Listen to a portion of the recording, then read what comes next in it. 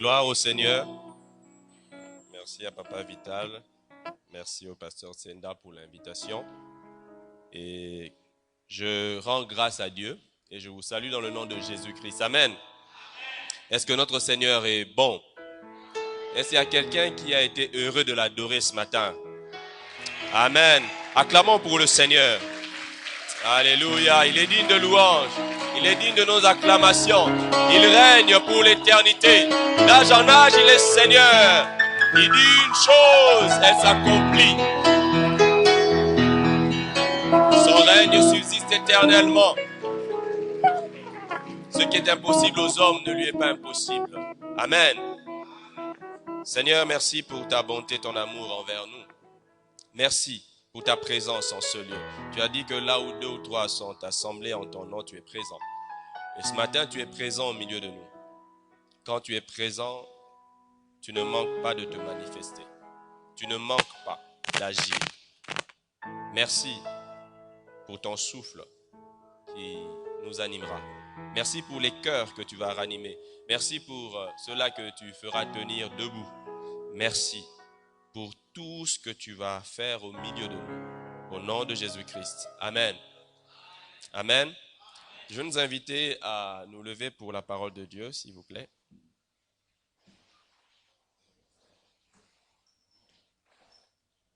Nous allons lire Luc, chapitre 5. Ensuite, nous lirons Jean 3, 16 et 2 Timothée 4. Donc, Luc, chapitre 5. Ensuite, Jean 3, 16, que nous connaissons, mais nous devons lire cela. Vous savez, il y a des choses dans l'Église, on considère comme si c'était habituel, mais c'est toujours important de lire. Amen. Luc, chapitre 5, versets 1 à 4. Comme Jésus se trouvait auprès du lac de Génézareth et que la foule se pressait autour de lui pour entendre la parole de Dieu, il vit au bord du lac 2 barques, d'où les pêcheurs étaient descendus pour laver leurs filets. Il monta dans l'une de ces barques, qui était à Simon, et le pria de s'éloigner un peu de terre. Puis il s'assit, et de la barque il enseignait la foule. Lorsqu'il eut cessé de parler, il dit à Simon, « Avance en pleine eau, et jetez vos filets pour pêcher. » Jean 3,16 que l'on connaît, car Dieu a tant aimé le monde qu'il a donné son Fils unique, afin que quiconque croit en lui ne périsse point, mais qu'il ait la vie éternelle. 2 Timothée 4, du 1er verset au 5e verset. « Je t'en conjure devant Dieu et devant Jésus-Christ, qui doit juger les vivants et les morts, et au nom de son apparition et de son royaume. Prêche la parole. Insiste en toute occasion, favorable ou non. Reprends, censure, exhorte avec toute douceur et en instruisant. Car il viendra un temps où les hommes ne supporteront pas la saine doctrine, mais ayant la démangeaison d'entendre des choses agréables, ils se donneront une foule de docteurs selon leurs propres désirs, détourneront l'oreille de la vérité et se tourneront vers les fables. Mais toi, sois sobre en toutes choses, supporte les souffrances, fais l'œuvre d'un évangéliste, remplis bien ton ministère. Amen. Nous pouvons reprendre nos places.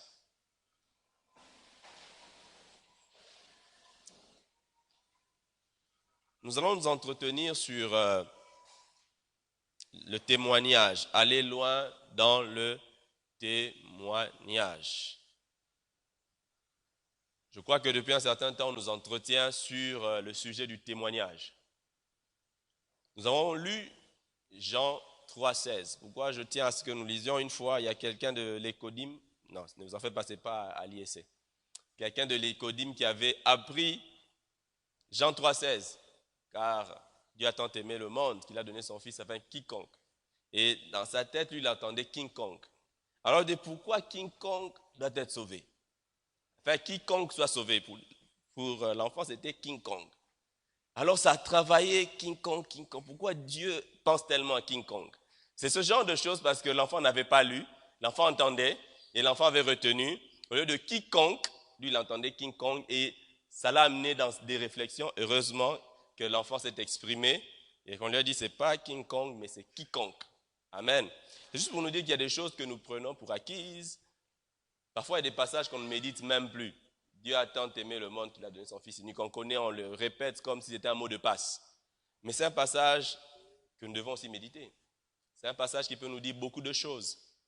Dieu a tant aimé le monde qu'il a donné son Fils unique. Déjà par ce passage, il y a un renseignement nous concernant. Dieu aime ce monde perdu. Ça, nous le savons.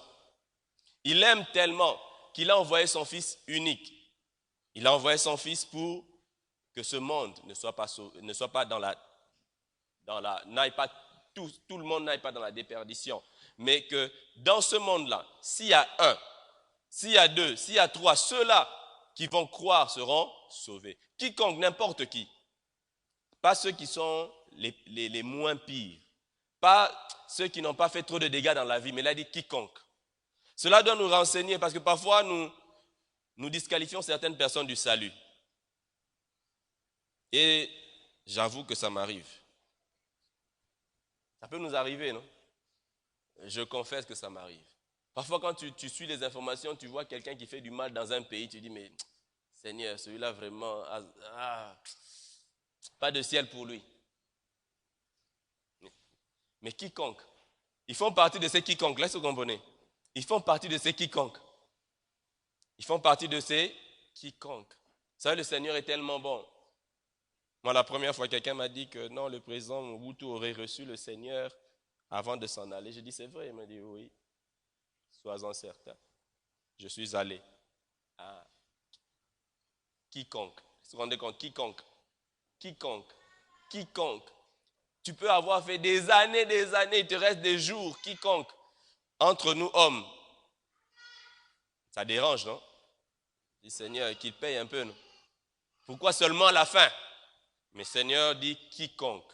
Quiconque croit ne périsse point. Dieu veut que tous ceux qui croient ne périssent point. Amen. Quiconque. Le Seigneur veut que quiconque croit. Et aussi, le Seigneur, comme il aime ce monde, il envoie son Fils unique. Jésus était le Fils unique. Désormais, il ne l'est plus. Nous sommes tous des enfants de Dieu. N'est-ce pas? À tous ceux qui l'ont reçu, à ceux qui croient en son nom, il a donné le pouvoir de devenir enfants de Dieu. Donc, Dieu aime le monde. Et si Dieu t'aime, qu'est-ce qu'il doit faire? Qu'est-ce qu'il va faire? Il va t'envoyer pour que quiconque aussi croit. N'est-ce pas? C'est pourquoi Jésus dit dans Jean 20, 21, comme le Père m'a envoyé, moi aussi, je vous envoie. Le Père l'a envoyé afin que quiconque croit en Jésus soit sauvé. Et nous, quiconque va croire en nous parce que nous lisons les paroles de Jésus, parce que nous lui montrons la voie de Jésus, cette personne sera sauvée. Donc si le Seigneur t'aime, tu es un envoyé dans le monde. Amen. Donc aller dans le témoignage, il faudrait d'abord que nous comprenions pourquoi aller loin dans le témoignage. Nous devons aller loin dans le témoignage parce que Jésus a été envoyé et parti de très loin pour le témoignage. Nous aussi, nous devons aller loin. Jésus a été envoyé d'où? De la chair à la porte. Il est allé où? On le chante souvent. Il vient d'où? Du ciel. Plus haut que les avions. Plus haut que les fusées. C'est de très loin. Et nous aussi, nous devons aller loin. Amen. Nous devons aller loin dans le témoignage. Loin dans notre investissement pour le témoignage. Et ce matin, par la grâce de Dieu, j'aimerais nous encourager à aller loin dans le témoignage. Le témoignage a eu à coûter à Jésus. Est-ce que le témoignage nous coûte? Est-ce que le témoignage nous coûte? Jésus, ça lui a coûté de témoigner. Ça lui a coûté d'être envoyé pour que d'autres soient sauvés. Ça lui a coûté. Je me rappelle, il y a une sœur qui allait prêcher au marché quand elle a reçu le Seigneur. Alors, toute sa vie, elle a servi dans de bonnes entreprises. Elle était quand même un cadre élevé. Et alors, ce qu'elle faisait, elle prenait sa Jeep, elle va garer au marché, elle va au marché. Les endroits, elle n'allait pas. Elle dit, je dois aller prêcher. Je dois aller prêcher. Et elle se considérait comme envoyée du Seigneur. Ça devrait lui coûter. L'amour du Seigneur s'est tellement révélé à elle. Elle était allée dans des endroits où elle n'allait pas, juste à cause de Jésus. Est-ce qu'on est prêt à aller dans des endroits où on n'a pas l'habitude d'y aller? Est-ce que Jésus avait l'habitude de venir sur terre? Non. Jésus est venu sur terre, il ne venait jamais sur terre. Il y a certaines personnes, si on leur dit allez témoigner à tel endroit en prison, ils ne veulent pas. C'est comme si l'esprit de captivité va rentrer en lui. Et des gens se sont dit va témoigner à tel endroit. Non, j'ai peur.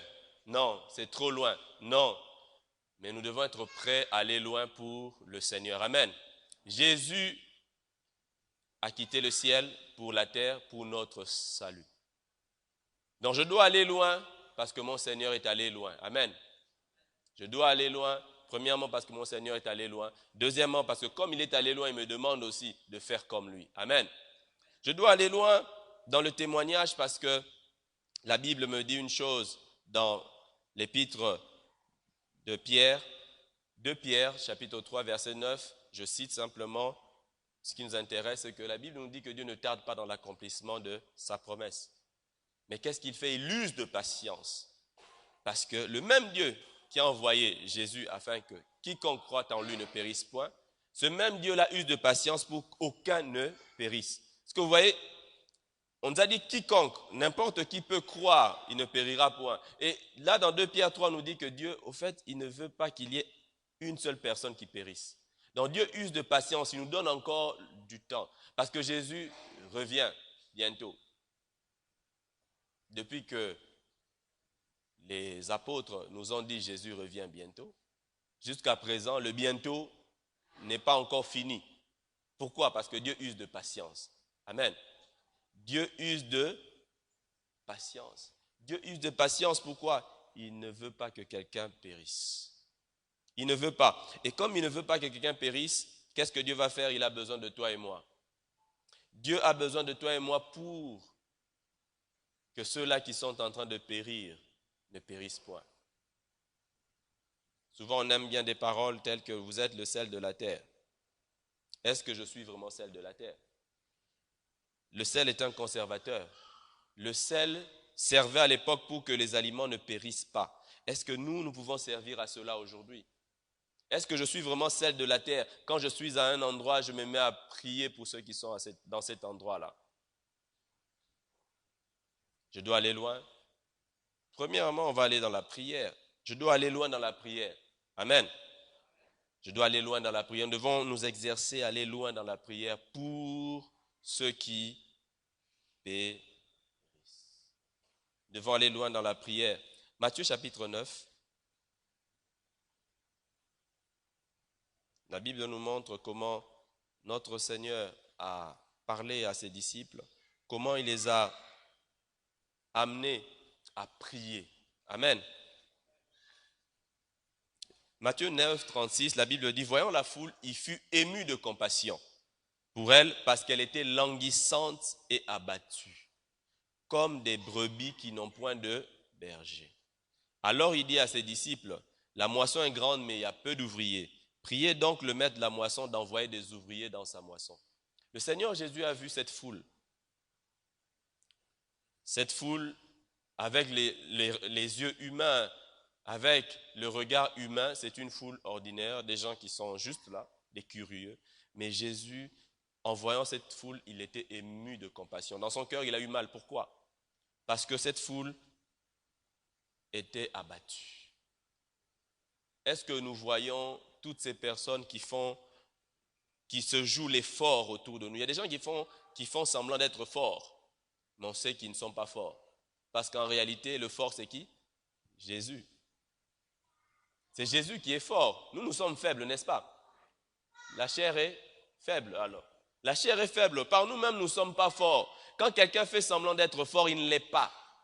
Il ne l'est pas. Il ne l'est pas. Il ne l'est pas.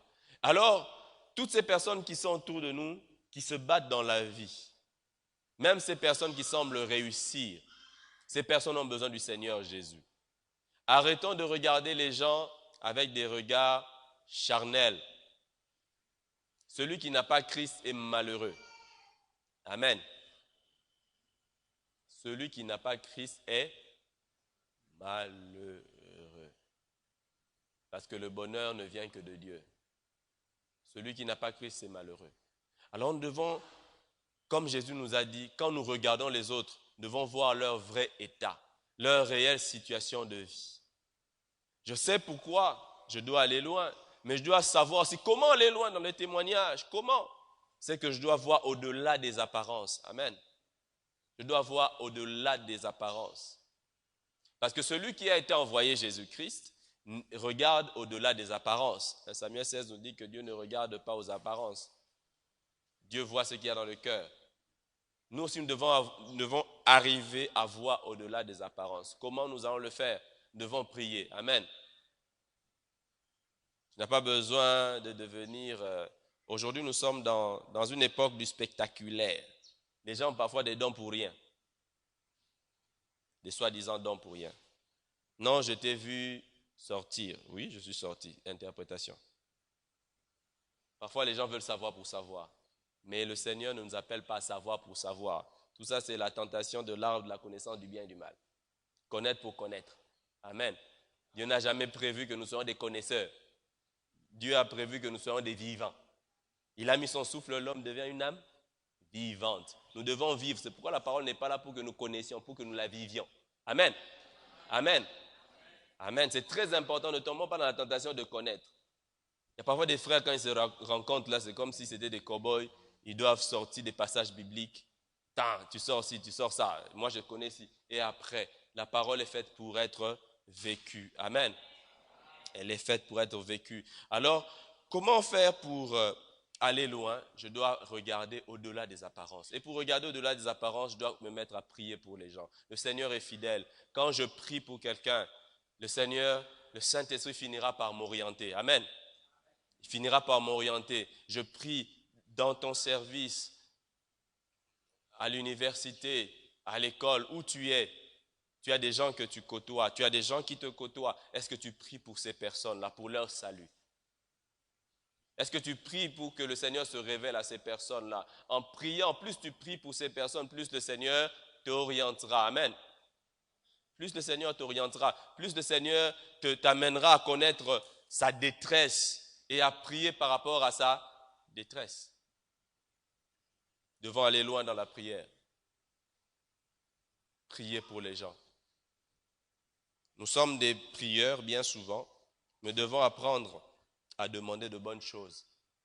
Dans Luc chapitre 11, le Seigneur nous a appelés à faire une chose. Il nous a dit que simplement que nos pères qui sont méchants font quoi? Alors si nos pères qui sont méchants nous donnent de bonnes choses, le Seigneur nous a dit quoi? Et lui donc, comment ne nous donnera-t-il pas le Saint-Esprit?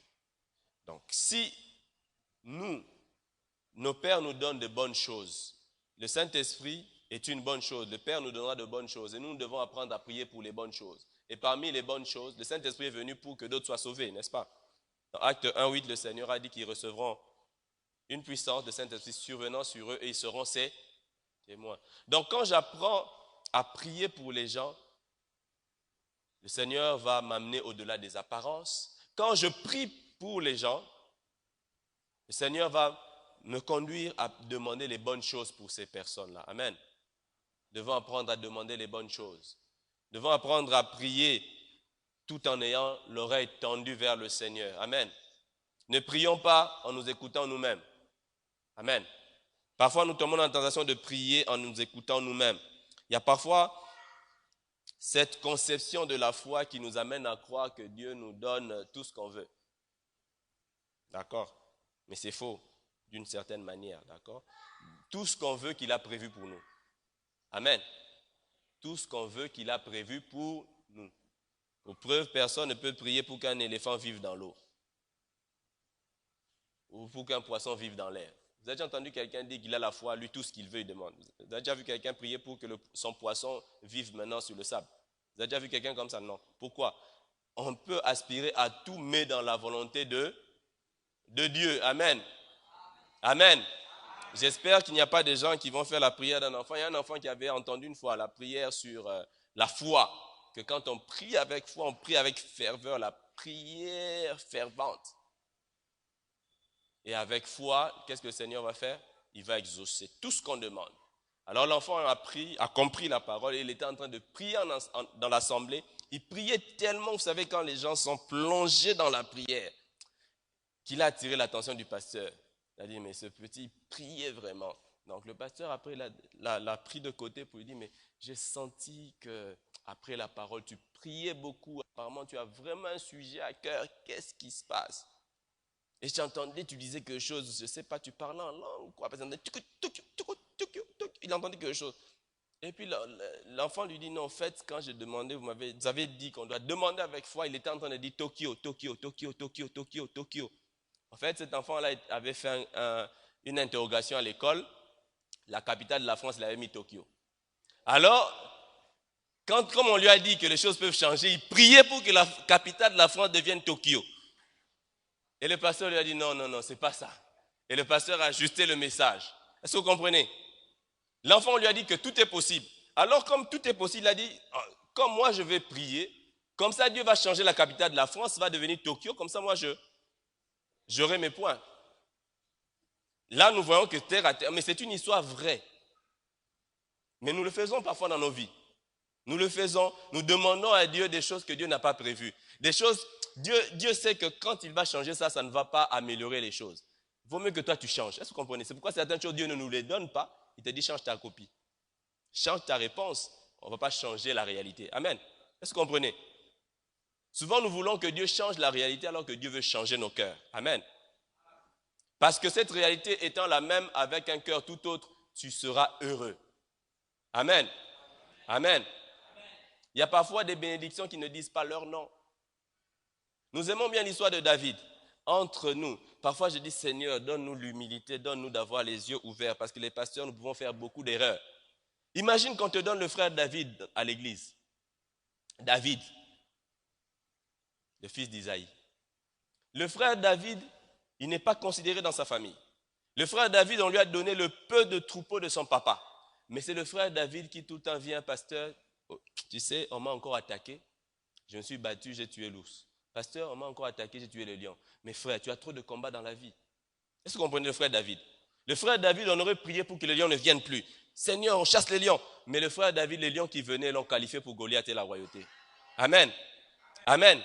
Donc il y a parfois certains problèmes dans la vie, certaines réalités qu'on veut changer, mais Dieu pense à nos cœurs. Amen. Si David n'avait pas eu le cœur de guerrier pour comprendre que ces lions-là, ils peuvent venir, ils peuvent défiler, moi, au nom de l'Éternel, je les combattrai toujours.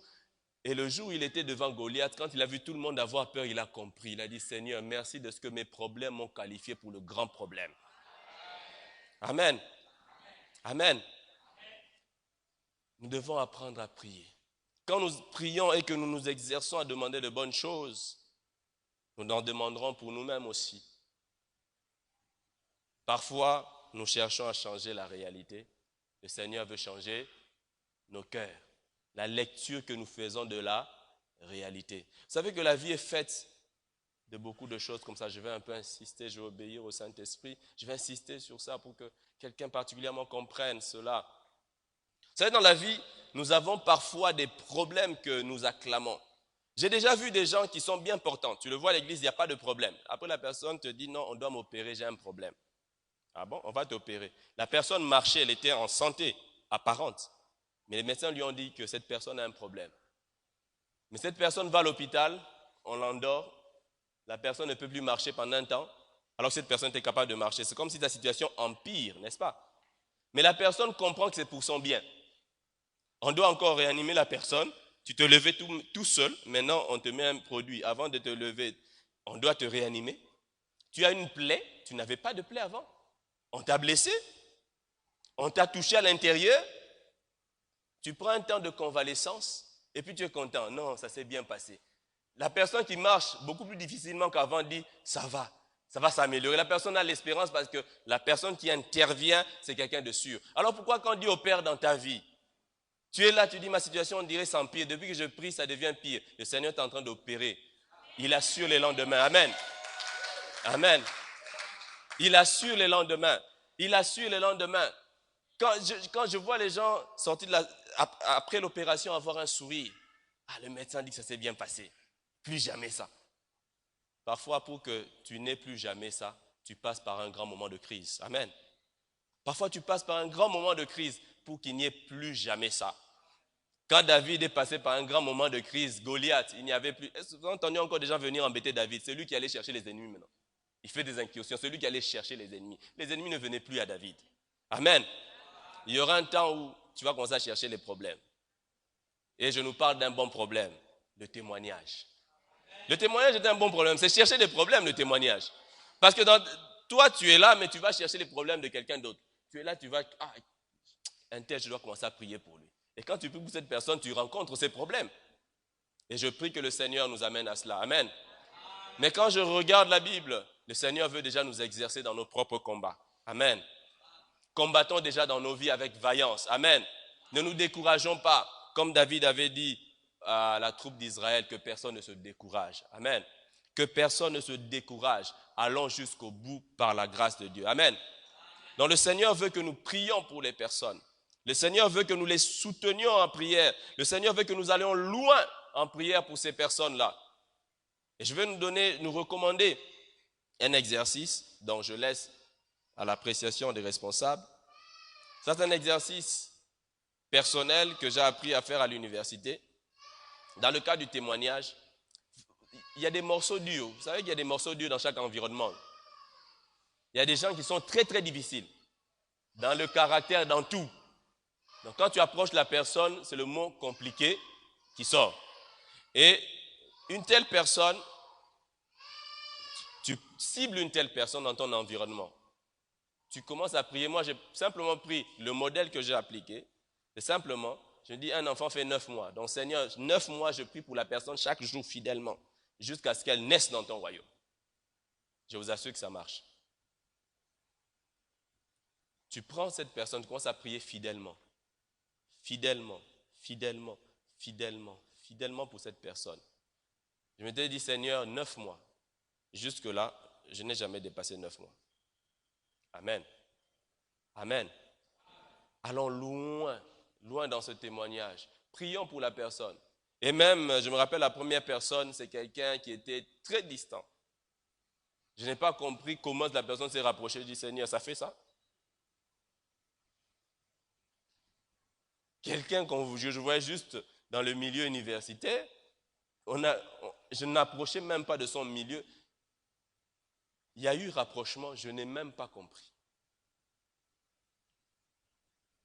Et après, les choses ont évolué. Le Seigneur est venu dans sa vie. Quel serviteur zélé. Amen. Après, je dis à Seigneur, ça marche. Cas difficile, j'appelle ça méthode d'incubation, 9 mois. 9 mois d'incubation. Je dis Seigneur, Seigneur, Seigneur, Seigneur. Je dis Seigneur, ouvre-moi les yeux sur ces personnes-là. Amen. Amen. Allons loin dans les témoignages. Amen.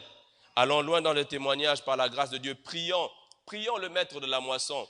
Prions Jésus-Christ aussi d'envoyer les ouvriers. Le Seigneur, dans Matthieu 9, a demandé aux disciples de prier pour que le Seigneur envoie des ouvriers. Nous sommes nombreux dans la paroisse, mais il y a peu d'ouvriers. Est-ce que vous savez cela? Il y a peu d'ouvriers.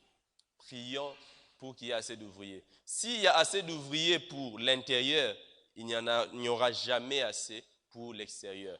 Parce que Dieu n'a pas prévu que nous soyons tout seuls ici. Nous avons lu que Dieu veut qu'aucun ne périsse. Il y a des gens autour de nous, il y a des gens pas loin d'ici qui sont en train de périr. Il y a des gens pas loin d'ici qui ne croient pas que Jésus peut changer leur situation. Il y a des gens qui se sentent désespérés. Mais où sont ces ouvriers qui vont prier? Le Seigneur n'a-t-il pas dit que là où 2 ou 3 s'accordent et demandent quelque chose, quelle que soit la chose qu'ils demandent, il va leur accorder? Est-ce que il y a des gens qui peuvent se mettre ensemble pour prier? Il y a des gens qui font 1 heure de concentration, 1h30 de concentration, en train de suivre un ballon. Vous savez ce que c'est, non? Le football. Et à Kinshasa, bizarrement, même quand il y a des coupures d'électricité, les gens trouvent des combines pour quand même suivre le football. Moi, je regarde ce mien. Est-ce que tu peux avoir des moments de ligue avec un frère, une sœur pour prier, pour que des gens soient qualifiés dans le royaume de Dieu? Est-ce qu'on peut avoir des frères dont la communion fraternelle se rapporte au salut des autres? est-ce qu'il y a des gens qui sont prêts à aller loin? Est-ce que, mon frère, ma soeur, tu es prêt à aller loin? Loin, loin dans le témoignage. Loin parce que Jésus est venu de loin. Loin parce que tu veux que ceux qui sont au loin se rapprochent, rentrent dans le royaume. Parce que tu veux aussi que le nom de Jésus soit glorifié. Aille jusqu'aux extrémités de la terre. Est-ce qu'il y a dans cette assemblée aujourd'hui des gens qui veulent se rendre disponibles au Seigneur? Le Seigneur a eu compassion de la foule. Est-ce que quelqu'un aujourd'hui peut prier avec moi? Seigneur, mon cœur est là, mets-y ta compassion. Mets ton amour dans mon cœur pour ceux qui sont perdus. Vous savez que Jésus aimait ceux qui étaient perdus. Il se sentait à l'aise, il cherchait ceux qui sont perdus. Il dit qu'il se reconnaissait comme étant venu pour ceux qui sont perdus. Et il a dit, comme le Père l'a envoyé, il nous a aussi envoyés. Comme le disait un prédicateur, si après ton baptême, tu es sorti des eaux, tu es resté sur la terre, c'est que tu dois témoigner. Sinon, baptisé, en sortant, on a été expédié directement. Mais tant que tu es sur terre, cette sortie des eaux, c'est pour témoigner. Sinon, le Seigneur nous aurait repris. Dans 1 Roi 19, quand Élie a demandé à être repris par le Seigneur ne lui a pas accordé d'être repris en même temps. Mais qu'est-ce que le Seigneur a fait? Il fallait qu'il aille trouver des personnes pour entrer dans leur appel. Et nous qui étions dehors, le Seigneur nous a appelés des ténèbres. Le Seigneur ne peut pas permettre que nous allions au ciel sans que, pour Élie, il y avait Jéhu, il y avait Azaël, il y avait Élisée, qui étaient des appelés. Ils n'étaient pas conscients de l'appel que Dieu leur adressait. Il y a des gens qui ne sont pas conscients de l'appel que Dieu leur adresse. Il y a des gens qui ne sont pas conscients qu'ils doivent quitter les ténèbres. Tu n'es pas encore allé au ciel parce que tu dois leur parler. Amen. Tu dois leur parler. Tu dois dire à ces personnes-là, le Seigneur vous appelle. C'est pourquoi nous sommes sur terre. Il n'y a rien sur cette terre qui est meilleur par rapport à ce que nous aurons au ciel. Il n'y a rien. Il n'y a rien. Tout est pire. Tout est pire. Nous cherchons à gagner l'or et l'argent. Nous allons marcher sur l'or, simplement. Il y a une expression pour ceux qui sont riches, on dit ils roulent sur l'or. Nous allons marcher sur l'or. Au ciel. La paix et la joie, il n'y aura plus de mort, il n'y aura plus de maladie. Ici, il y a la maladie. Il y a la maladie. Et l'ironie même, les lieux qui sont aseptisés, souvent on amène la maladie dedans. Donc, il n'y a pas un endroit où il n'y a pas la maladie. Mais au ciel, nous serons dans la paix, dans la joie éternelle. Mais avant d'aller au ciel, le Seigneur compte sur chacun d'entre nous pour faire ce pourquoi il a été envoyé. Comme le Père m'a envoyé, moi aussi je vous envoie. Si tu es conscient que le Seigneur t'aime, si tu te sens aimé du Seigneur, je t'invite à dire aujourd'hui au Seigneur, Seigneur, vois mon cœur. Mets dans mon cœur l'amour. Mets dans mon cœur la compassion pour les perdus. Seigneur, je veux me rendre disponible. Disponible pour aller. Je veux que tu m'amènes où tu veux que j'aille. Amen. Je vais simplement nous inviter à nous lever.